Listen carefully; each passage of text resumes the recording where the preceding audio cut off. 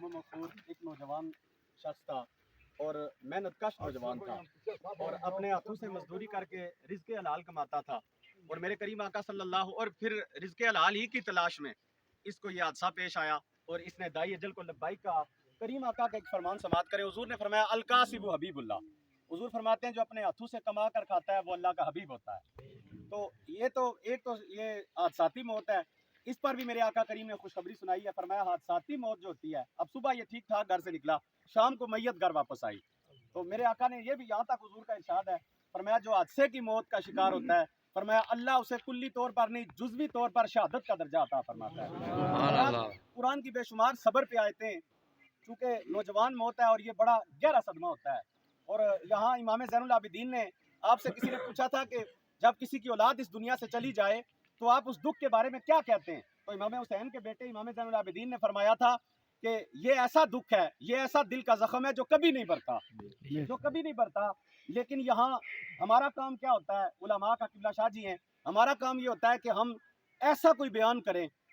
جو لواحقین ہیں، جو سوگواران ہیں، تاکہ ان کے دل پر جو ہے وہ مرم لگے۔ حضور کے فرمان مومن، میں حضور کا ایک فرمان پیش کرنے لگا ہوں، آیتیں بے شمار ہیں، یا ایھا الذین آمنوا استعینوا بالصبر والصلاۃ، اللہ فرماتا ہے کہ مدد حاصل کرو صبر سے اور نماز سے، پھر فرمایا ان اللہ مع الصابرین، اللہ صبر کرنے والوں کے ساتھ ہے۔ حضرات گرامی، حضور نے ارشاد فرمایا مومن کا معاملہ بڑا عجیب ہے، یہ حدیث سماعت کر لے، سرکار فرماتے ہیں مومن کا معاملہ بڑا عجیب ہے، میرے آقا نے فرمایا اسے دونوں حالتوں میں اجر عطا کرتا ہے اللہ۔ پوچھا گیا یا رسول اللہ اس سے کیا مراد ہے، کریم آقا نے ارشاد فرمایا اگر مومن کو کوئی مصیبت پہنچے، کوئی تکلیف پہنچے، کوئی دکھ پہنچے، میرے کریم آقا ارشاد فرماتے ہیں وہ اس پر صبر کرے اور اپنی زبان سے کہے الحمدللہ علی کل حال، اور اپنی زبان سے کہے انا للہ و انا الیہ راجعون، تو میرے کریم آقا فرماتے ہیں میرا رب مومن کو صبر کرنے پر اجر عطا فرماتا ہے۔ اور پھر یہاں یہ بھی سنیں، فرمایا دونوں حالتوں میں مومن کے لیے اجر ہے، فرمایا اگر مومن کو کوئی نعمت ملے، فرمایا مومن کو کوئی اگر خوشی نصیب ہو تو میرے کریم آقا فرماتے ہیں وہ اس خوشی پر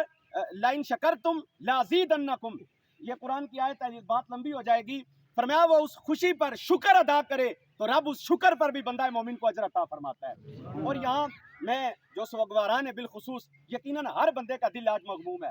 اور ہر بندہ دکھی ہے، نوجوان موت ہے۔ میں یہاں ایک روایت عرض کرنے لگا ہوں، میرے کریم آقا صلی اللہ علیہ، آپ نے یہ روایت تو سنی ہے نا کہ ایک جو شیرخوار بچہ ہوتا ہے یا جو کچا بچہ جسے آپ کہتے ہیں، جو بچہ ابھی جس کی خلقت بھی پوری نہیں ہوتی اور وہ پیدا ہو جاتا ہے، اس کے بارے میں یہ ہے کہ قیامت کے دن اللہ کے حضور وہ اپنے والدین کی بخشش کے لیے جھگڑا کرے گا۔ یہاں جملہ سنیں، فرمایا اپنے والدین کی بخشش کے لیے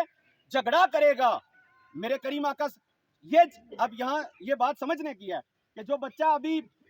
پوری خلقت بھی جس کی نہیں ہوئی، جو اپنی مدت سے پہلے پیدا ہو گیا، ابھی والدین کو اس سے اتنی محبت بھی نہیں ہے، اس سے کوئی امیدیں بھی نہیں ہیں، بندہ یہ سوچتا ہے کہ چلیں اگر بچہ فوت ہو گیا ہے تو ماں تو بچ گئی ہے نا، توجہ چاہتا ہوں، لیکن جب کوئی 18 سال کا، 20 سال کا، 25 سال کا، جس سے والدین کو امیدیں وابستہ ہوں، جس کے سر پہ سیرا سجانا ہو، حضرات جس نے اپنے والدین کی بڑھاپے میں کفالت کرنی ہو، آپ سوچیں جب وہ دنیا سے جاتا ہوگا تو میرا رب ذوالجلال پھر کتنے اجر عطا فرماتا ہوگا۔ اور یہاں میں حضرت داؤد علیہ السلام کا جوان بیٹا فوت ہوا، جب بیٹا فوت ہوا تو آپ رو رہے تھے، جب رو رہے تھے تو اللہ نے پوچھا، فرمایا داؤد کیا اس تیرے بیٹے کے برابر کوئی شے ہے تیری نظر میں؟ عرض کی مولا اگر یہ ساری جو زمین ہے یہ ساری سونے کی بن جائے اور اس زمین پر جو کچھ بھی ہے، کہا مولا یہ سارا سونے کا بن جائے پھر بھی میرے بیٹے کے برابر نہیں ہو سکتا۔ تو سنیں اللہ نے کیا جواب دیا، فرمایا داؤد جو تو نے یہ بتایا ہے نا، میں تجھے قیامت میں اس سے بھی بڑا اجر عطا کرنے والا ہوں۔ اور حضرات آخری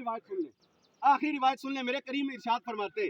حضور فرماتے ہیں جب کسی شخص کا نوجوان بیٹا اس دنیا سے چلا جاتا ہے، رخصت ہوتا ہے، تو وہ فرشتے لے کر روح جاتے ہیں، اللہ پوچھتا ہے ہاں بتاؤ میرے بندے کا لخت جگر، اس کے دل کا ٹکڑا تم لے آئے ہو، اے فرشتوں بتاؤ میرے بندے کا رد عمل کیا تھا، میرا بندہ کیا کہہ رہا تھا؟ فرشتے عرض کرتے ہیں یا اللہ بندہ تو بڑا مغموم تھا، یا اللہ بندہ پریشان تھا، یا اللہ دکھ سے چور چور تھا۔ اللہ پوچھتا ہے کیا زبان سے ناشکری کے کلمات ادا کر رہا تھا؟ فرشتے عرض کرتے ہیں مولا نہیں، رو رہا تھا، آنکھوں سے آنسو جاری تھے، لیکن زبان سے کہہ رہا تھا الحمدللہ رب العالمین علی کل حال، اور کہہ رہا تھا انا للہ و انا الیہ راجعون. رب فرماتا ہے میرے فرشتوں پھر ایسا کرو میرے اس بندے کے لیے جو اپنی اولاد پہ دکھی تو تھا لیکن میری رضا پہ اس نے اپنا دکھ قربان کر دیا اور زبان سے آہ و فغاں نہیں کی. اے فرشتوں ایسا کرو جنت میں ایک محل بناؤ اور اس محل کا نام بیت الحمد رکھو اور اس کے باہر لکھ دو یہ محل میرے اس بندے کے لیے ہے کہ جس بندے نے اپنے بیٹے کی موت پر میری رضا پہ صبر کیا تھا. حضرت گرامی یہ وہ روایت ہے. اور حضور علیہ الصلوۃ والسلام آپ کے بیٹے حضرت ابراہیم کا انتقال ہوا, میرے آقا نے یوں اپنا بیٹا اپنے بازو پہ اٹھایا ہوا تھا اور آنکھوں سے آنسو جاری ہو رہے تھے. صحابہ کرام نے